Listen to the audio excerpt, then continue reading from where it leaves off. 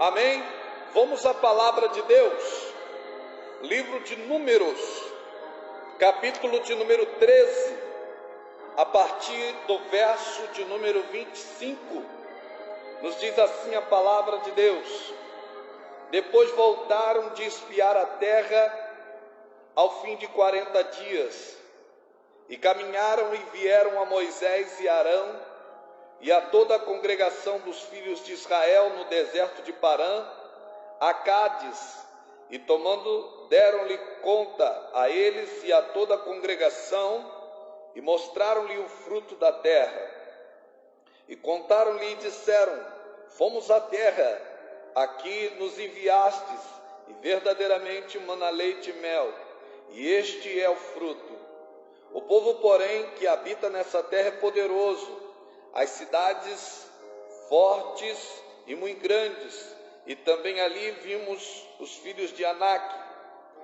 Os amalequitas habitam na terra no sul, e os heteus e jebuseus e os amorreus habitam na montanha, e os cananeus habitam ao pé do mar e pela ribeira do Jordão.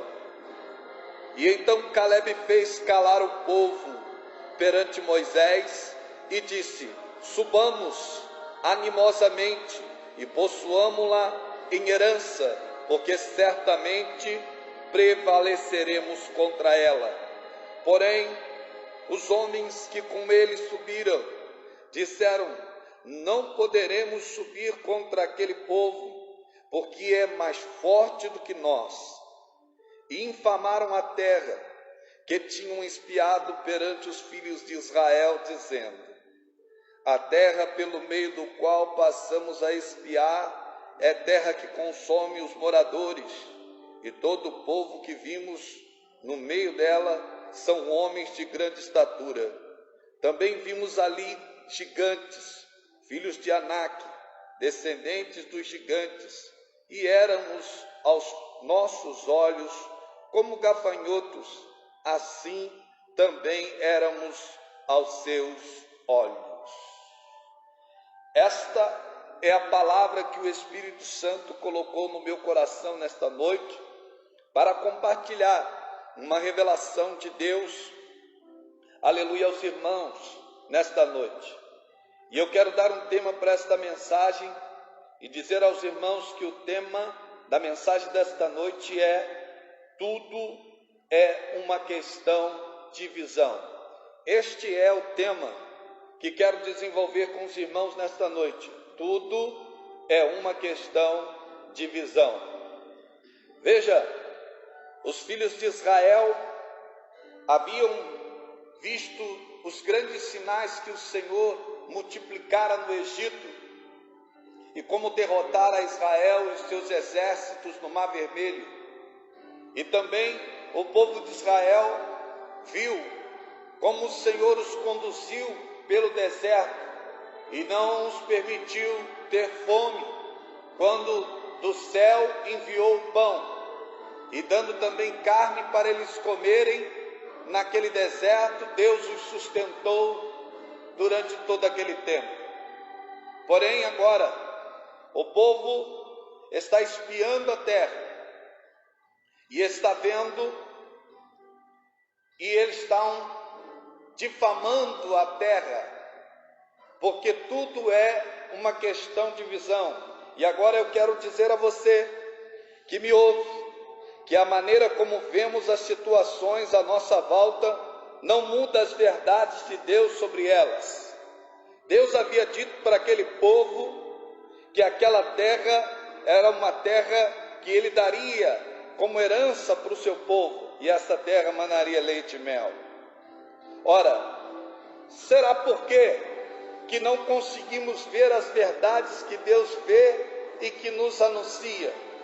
Qual será o motivo que aquele povo não conseguia ver as verdades que Deus havia falado acerca daquela terra e acerca daquele povo?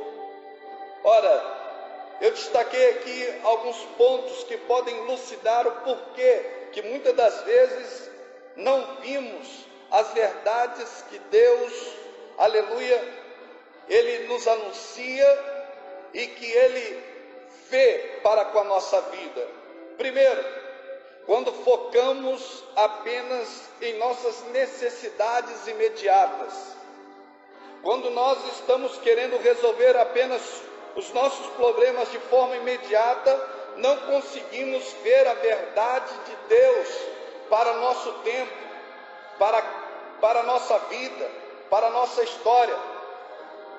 É como se nós estivéssemos andando num lugar lindo e não pudéssemos admirar esse lugar se nós estivéssemos doentes ou com fome.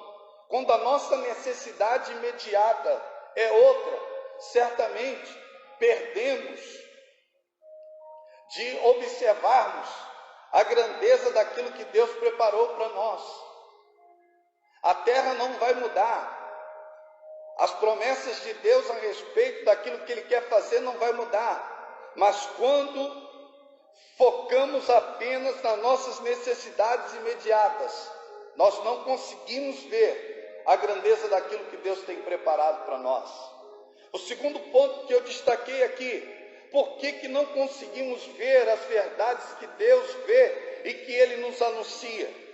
É quando olhamos para a nossa condição e não para as promessas de Deus feitas ao nosso respeito. Olha, aquele povo estava diante da terra que manava leite e mel, mas o olhar daquele povo não era na promessa que Deus havia feito.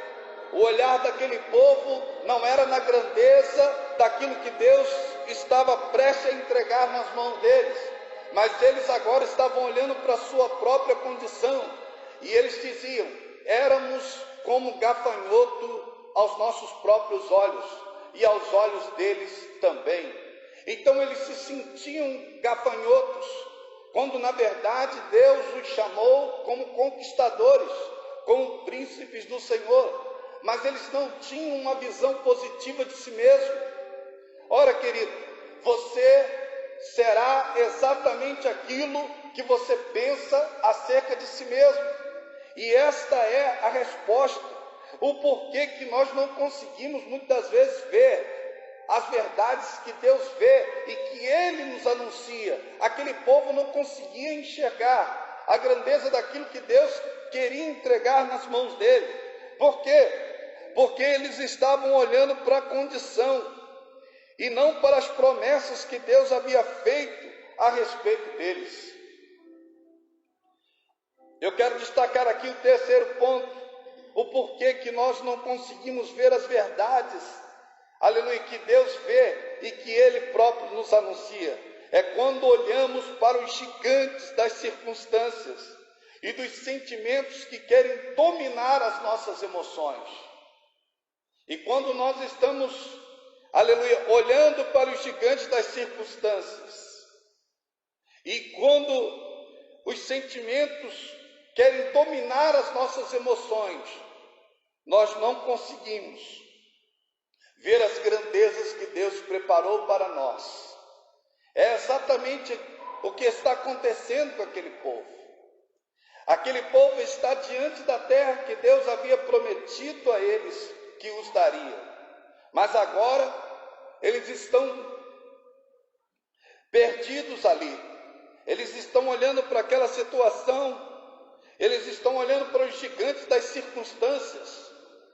Eles estão olhando para aquilo ali e estão olhando somente para aqueles gigantes que estão diante dos seus olhos, das circunstâncias que estavam envolvendo a vida deles. Queridos, veja que eu e você precisamos colocar a nossa esperança no Deus que nos fez promessa.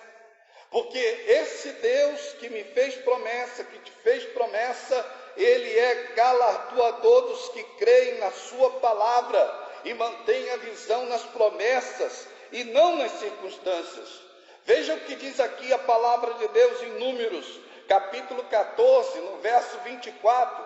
Porém, o meu servo Caleb, porquanto nele houve um outro espírito, e perseverou em seguir-me, eu o levarei à terra em que entrou, e a sua descendência a possuirá por herança.